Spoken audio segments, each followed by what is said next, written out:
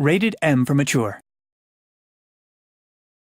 Welcome to the second edition of Playing Dead. I'm AJ Locascio, and in this episode we'll be discussing how exactly Telltale's working on expanding Robert Kirkman's Walking Dead universe with a brand new story and brand new characters.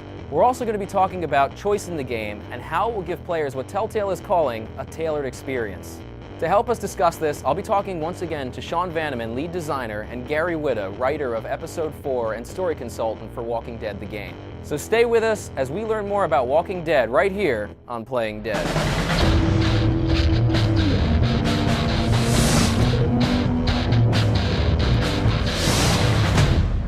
So welcome, guys. Thank you for being here. Thanks a lot. Awesome. So Gary, you've done a lot of, you've done Hollywood movies, you've done Gears of War. What brought you here to Telltale? Well, yeah, so I mean, traditionally I came from the video game world. Initially, I was the editor-in-chief of PC Gamer for many years, and then I segued into kind of writing story and narrative stuff for video games, and then worked in Hollywood for a while and done some movies.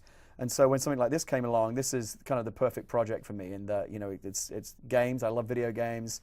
I love to write screenwriting, screenplays, that kind of stuff, and I love The Walking Dead. So this was kind of a perfect storm of awesome stuff for me. One of your projects, one of your past projects, is Book of Eli with Denzel Washington and Gary Oldman. That's and right. There's sort of this, obviously, a post-apocalyptic theme between Walking Dead and Book of Eli. What do you think is the appeal? Why do we keep seeing these stories come up again? The end of the world type scenarios and disaster type situations are like crucibles that kind of burn away all the trivia and all the conveniences of modern life and force people. People are revealed for who they really are. Why has The Walking Dead sort of become so much more of a bigger icon than other zombie stories to you? It's a really good question, because I actually think there's almost a little bit of zombie fatigue out there. Everyone these days is talking about the zombie apocalypse, and it's become kind of a fun thing. And right. I see it on the internet all the time. I'm almost a little bit tired of it. But I make an exception for The Walking Dead, because I really believe that like the two main central pillars of like zombie mythology, like the two old school things that can say we were there at the beginning, is the Romero zombie mythology. Right. And this. So, Sean, you sort of are responsible for the whole, for the story itself, right? Myself and Jake Rodkin and Dave Grossman and all the guys here kind of sat down early. You don't need to give them credit. Just you. I'm only asking about all you. by myself. I mean, we sat down actually, like not like in this very room, and in the early days, and just started putting down what we thought was an interesting story inside this world. Like there was the first pitch to Robert where it said, "This is where we want to go." And it was awesome, and that was like, and then you start to build off of that. You know, we have an incredible amount of creative ownership at Telltale, which is like unheard of. It's awesome. How exactly do you guys connect what you're doing to Walking Dead? How do you make it feel like the comics? A lot of intangibles, you know. I mean, there's the practical stuff. This is all taking place in and around Atlanta and Macon, Georgia, and like there's the presence of the South and the forest, and you know, everything looks and feels like The Walking Dead. And obviously Glenn is in the game, and we've talked, you know, about the characters that should come in and out of the book into the game. And like, if you were to make a Walking Dead game where people didn't like try to connect with each other on a personal level, and if you try to make a game where if you said something to somebody, it didn't matter, you wouldn't be making the Walking Dead game. So for the Walking Dead game, you guys have a new lead character, correct? This is Lee. That's right. And so we don't have Rick, obviously, as the main guy. How exactly do you make a Walking Dead character, a main character, feel like Walking Dead without having Rick? There's a lot of bad characters in The Walking Dead, and so you need to have, or characters where you don't know where you stand with them. And with Rick and with our character Lee, I think you want to have the same sense that this is someone that you would want on your side, that you would want in your group. He's the hero, he's the protagonist, he has all the qualities. The same qualities you associate with Rick, you'll associate with Lee. Having said that, beyond that, they're actually pretty different characters. Lee actually has a pretty dark origin story. When the world collapses, Rick is a police officer, and the world recognizes him as good. And then that is in contrast with the rest of the story, where you start to wonder if he's bad. You know, when he starts to like make decisions that are selfish and built, you know, out of fear and that are violent, and you start to wonder like, oh, is this a bad guy? You know, but you're with him, and, you know, and you empathize still, which is pretty amazing. Right. And then Lee, at the beginning of the game, you discover that he has been convicted of murder. So the world has told him he's bad, you know, and now this bad, like, and now, like, how does that fit as he tries to figure out if he's good or not, or you try to figure out as the player if he's good or not? And what the heck does good or bad mean to you as a player? And that was the stuff that was really interesting to me. And then when we latched onto that, we kind of just kept going. Telltale said that there's a choice mechanic throughout the game that allows the player a tailored experience. Can you explain what exactly does that mean? Well, like, if you play an adventure game, like, a lot of times you're going around, like, sort of an information gathering mode, and you get dialogue trees, and you go down them, and you find, you know, information you need, then you go off and you do a thing. And those are great. And, like, I love making and playing games that do that. And something going into the game that I knew I wanted to do early on, and that Jake and I talked about, and then pitched to Dan and Kevin, was, like, we don't want to go back up the tree. Like, when you make a choice, we're just going to keep going. You know, and sometimes those choices are just going to be like little things, and other times it's going to be a little bigger thing, and other time it's going to be really huge. And on the dialogue level, that was really interesting to me because the UI and the presentation is all the same. You're still just a human being communicating, but sometimes you say something to somebody in real life that you can't take back, and it ruins your life for, you know, a good chunk of time. Other times you say, and that happens in the comics. And that's something that we can do in games, and I thought was really, and we've been sort of building to that as a studio. Other times, you know, you have like large-scale choices where you're getting a different set, you're meeting a different character, and that's something that's really cool. We've never done before. You know, we've said this before, but sometimes you're making a choice and somebody lives and somebody dies, and that's also like we've never done that before, and that's really exciting. And sometimes it can be the most innocuous thing. There's a moment early in the game where Clementine asks you, "What do we do now?" And it's like, you have two very sort of innocuous choices. It's obviously you guys need to get help, but how are you going to go about doing it? And it doesn't really seem, you know, like, do we want to do this now or do we want to wait and do it, you know, when it's dark? Like, that would make more sense. You know, you sort of look at it and you only have so much time to really think about it.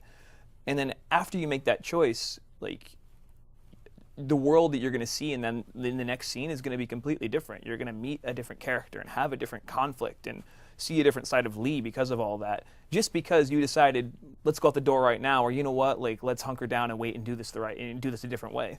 What I love about interactive storytelling, especially what these guys are doing, when it's so narratively and character focused, is I think the tailored analogy is actually a really good one, because I kind of feel like, so The Walking Dead, like any other comic book or any other TV show, is basically kind of an off-the-rack experience. They create one story that is the same for everyone who experiences it, and it may be to your taste or it may not be. What you get to do with a video game is kind of create your own experience. So it's kind of like the difference between buying a suit off the rack and having one tailored just to fit you, which is going to feel a lot better and you're going to like it a lot more. So this is the more bespoke storytelling experience through the choices that you make, that the game is going to mold itself around you to suit the kind of story that you have created. In a way, this is going to sound kind of artsy, but in a way, the player becomes kind of like the last creative collaborator in the game. They put the final finishing touch on what the story they experience really is. And the game feels, to me, perhaps even more choice-driven than puzzle-driven. You've obviously got to have puzzles, Absolutely. otherwise you could just kind of blast through all the choices. There've got to be things that hold the player up and force you to think to move on. But like a puzzle is kind of an intellectual challenge, right? It's a test of how smart you are, Right. what's your ability to figure out logic, and does this key go in this box? And that's fine, that's very interesting. Adventure games have survived like that for many, many years, and there are many great ones. What's interesting though about a choice instead of a puzzle is that it's an emotional test rather than an intellectual test. It's not about, well, how high is your IQ, can you figure out this puzzle? It's like, who are you really? What would you do in this situation? It's much more illuminating in terms of forcing the player to think about what they would do in the shoes of that character, forced to make some agonizing life or death. And I think that's much more interesting for the player. Obviously, you guys have to keep track of different decisions. How do you guys go about that? I mean, clearly, Write them all down. Well, I mean, obviously you write them all down, but it's got to be difficult from a story point of view. Really hard, yeah. And I mean, we're in that right now. We're in that sort of like, look at all this stuff. Like, you know, there's columns across a spreadsheet that says, does this just matter to this conversation? Does this matter to the next conversation? Does this matter in the scene? Does this matter across the episode? Does this matter across the season? Could it? When they gave me the script for episode 1, which is like this, I'm like, you gotta be kidding me. Because every single permutation and version consequence of the way that the story can branch based on the decision, they all have to work. Not only do they all have to happen, they all have to make sense and work, and the game has to not break no matter what decision you make. And of course, you know, gameplay, people are gonna try to break it. Like, they're gonna try and make the worst possible decisions and have fun with it. And the game is robust enough to let you do that. But yeah, just by volume, like when I'm editing a scene, I've got to edit that scene 5 different ways because there are so many different ways that scene can play out. Is there a right and wrong way to play the game? Is the goal to play the game, correctly? There's no right answer. There's no wrong answer. There is just your answer, and I think that's something that's really exciting. As long as your player has not been killed, you basically do okay. You can die for sure. Don't die. Just don't die. So there's the not right. a ton of emphasis. There's not a ton of emphasis on living or dying. From a challenge standpoint, that's interesting, but it's not from a narrative standpoint interesting because the story stops. So we just try to get you back on track and then keep playing the game and informing your relationship with this character. I think there is some points in the game where we do ease up a little bit and give the player relatively easy choices. Like if you want to be a bit more of a bad guy character, this is clearly the way to go. If you want to be more sympathetic, this way. But the majority, I think, play much more towards the middle. It's just like different shades of gray. And again, it's less about what is right or wrong and more about what would you do? And it may be right or wrong. Right or wrong, it's your choice.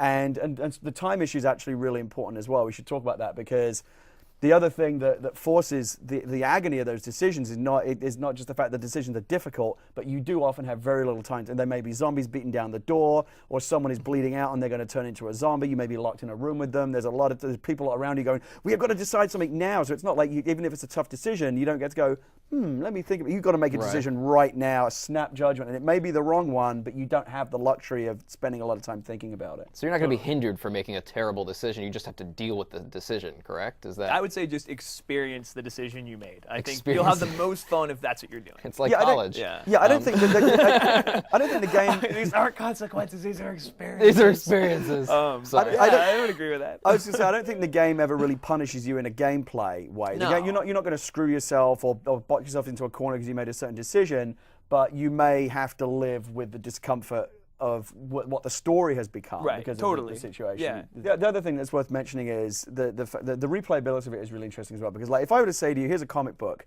and you can read it now and put it down, but when you come back in a month and pick it up again and reread it, the pages will have somehow magically changed and it'll be a slightly different story. You think, that is amazing. Well, that exists. That's what this game is. You get to put it down, play it again a slightly different way, and actually see a different story unfold. So that, that's really interesting as well. And I think there is enough branching that you could actually see a significantly different version of the story based on the choices you make.